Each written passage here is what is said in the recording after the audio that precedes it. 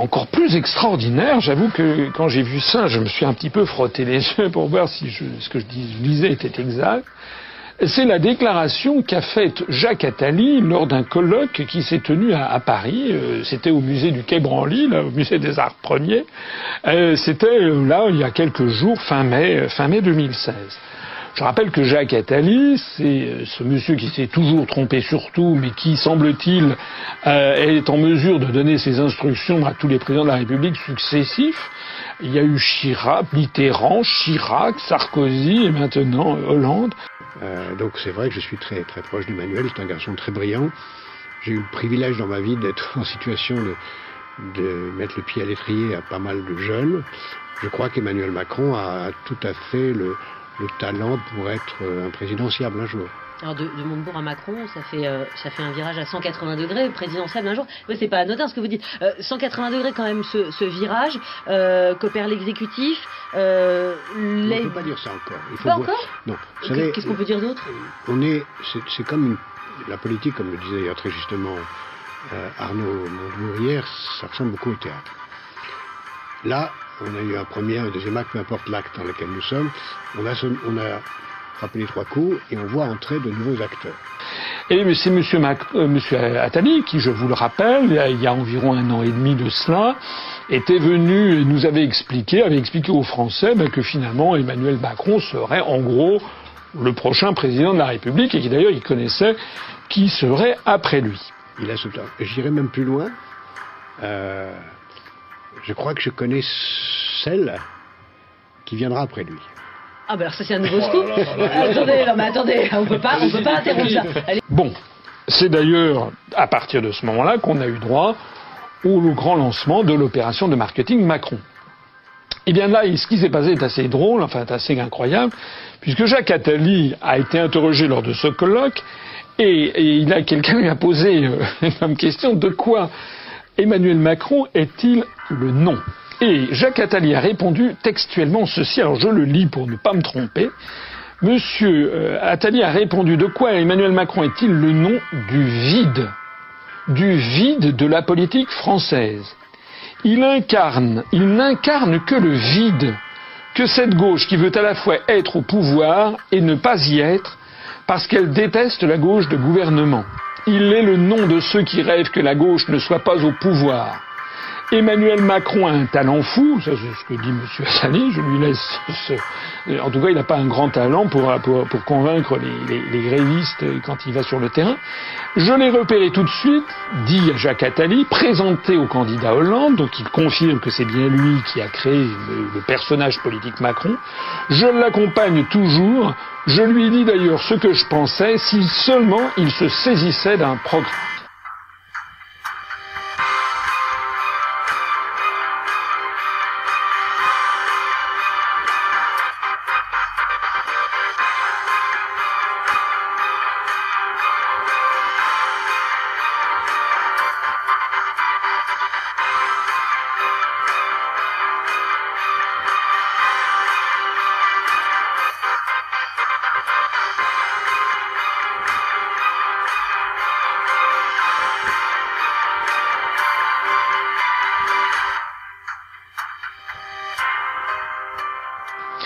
C'est un assassinat en règle. Ou plus exactement, c'est une espèce d'injonction. À l'évidence, M. Attali et les gens qui pilotent toute cette opération Macron s'impatientent de voir que leur poulain, qui a été lancé, enfin, c'est inimaginable. La couverture médiatique de tous les grands médias du pays est à la disposition de M. Macron. On sort des sondages extraordinaires. Paraît-il qu'il y a 34, 35, 38% des gens qui rêveraient de voir M. Macron à l'Élysée, etc. Moi, j'en cherche toujours autour de moi. Si vous en connaissez, donnez-leur l'adresse du siège de l'UPR qui viennent se présenter, parce que je pense que ce sont des animaux rares. Moi, je n'ai jamais vu quelqu'un qui en pince pour M. Macron.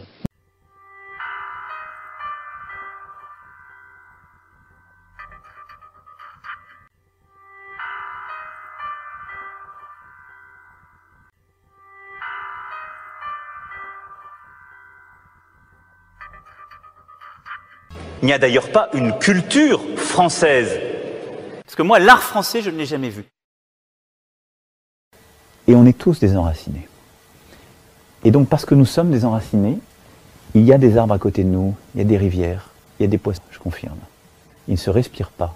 Lorsque tout semble triste, lorsque tout parfois semble perdu ou morose, il faut penser printemps. Penser printemps, mes amis, c'est réconcilier l'ambition et le réel. Mais penser printemps, ça ne veut pas dire non plus que sans avoir semé, on pourrait déjà promettre la moisson à tout à chacun. Bah alors elle est anglaise, la petite fille qui dessine est texane et le chef de travaux est américain. La suite, ces deux jeunes Français qui se baladent dans le 18e arrondissement sont en fait deux Berlinois qui se baladent devant le mur de Berlin. Ce cliché du jeune de banlieue à capuche est en fait un Américain qui habite à New York et on le retrouve dans un clip de Raga.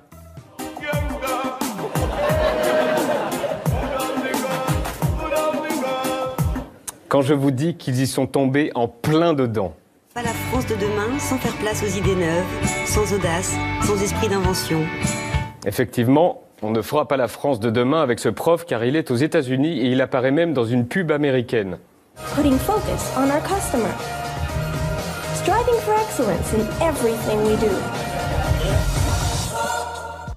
Bon, je ne vous diffuse pas tout, mais pour ceux qui l'auraient pas vu, il y a un lien dans la description pour voir l'intégralité du reportage, qui n'a d'ailleurs pas été le seul couac du lancement. Même l'ambiance des meetings n'est qu'une façade complètement artificielle, comme le montre une vidéo de la chaîne Rewind. Dans les meetings, au-delà du public de curieux, vous avez une estrade réservée aux fans qui se sont inscrits sur le site d'En Marche. On leur a donné des t-shirts, des petits drapeaux agités, et ils reçoivent des indications en direct sur leur téléphone pour savoir quand il faut applaudir ou hurler un slogan. Les caméras du parti, qui fournissent les images aux chaînes de télé désargentées, filment le tout en utilisant un angle qui met en valeur cette estrade hystérique pour faire croire qu'il y a une dynamique populaire là où il n'y en a pas.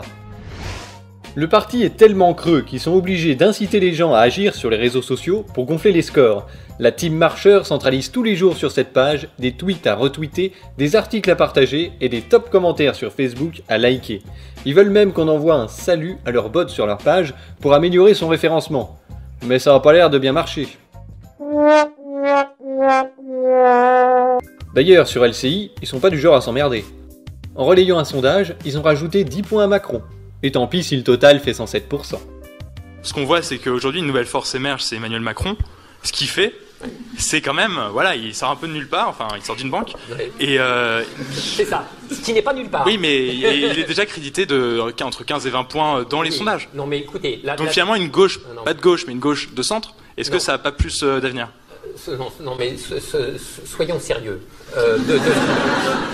Je veux dire, le coup des sondages de Macron, mais enfin, la bulle Macron crevera. C'est-à-dire, vous voyez, il a été élevé comme une tomate hydroponique, Macron. Je veux dire, il est totalement hors sol, il touche pas terre. Dès qu'il rencontre quelqu'un vraiment du peuple, ça se finit dans le drame. Bon, c'est une bouffonnerie. Sondage-médiatique, Macron. Mais vous l'expliquez comment le succès? Ah non, mais non, c'est pas son succès. Il n'y a pas de succès de Macron. Il y a une bulle sondagière produite parce que vous voyez. Normalement, l'axiome d'une science critique des sondages, enfin, ça devrait être les sondages, c'est de la merde. Et puis après, on réfléchit, hein, on voit. Mais là, vraiment, c'est tellement. Je vous rappelle qu'Édouard Balladur avait gagné la présidentielle en 95. Je vous rappelle que le oui avait gagné au traité constitutionnel en 2005, jusqu'au mois de mars, etc., etc. Donc, si vous commencez à accorder de l'attention à ce genre de choses, mais alors non, là, non, on va transformer notre rencontre en c'est dans l'air. C'est pas bon. Non, ça, Je vous le dis, je suis tout à fait favorable à ce qu'on construise de nouveaux modèles de gouvernance. Ces nouveaux modèles, ils pourront être mis en place à l'initiative des acteurs eux-mêmes et assureront une plus grande souplesse, je vous lis ce qu'on m'a mis, dans la composition des instances dirigeantes et dans les modalités d'organisation interne. Bon, initialement, je n'ai pas compris cette phrase. En gros, ça veut dire, parce que moi la relation que je veux instaurer avec vous, c'est plutôt une relation de clarté pour qu'on puisse agir efficacement.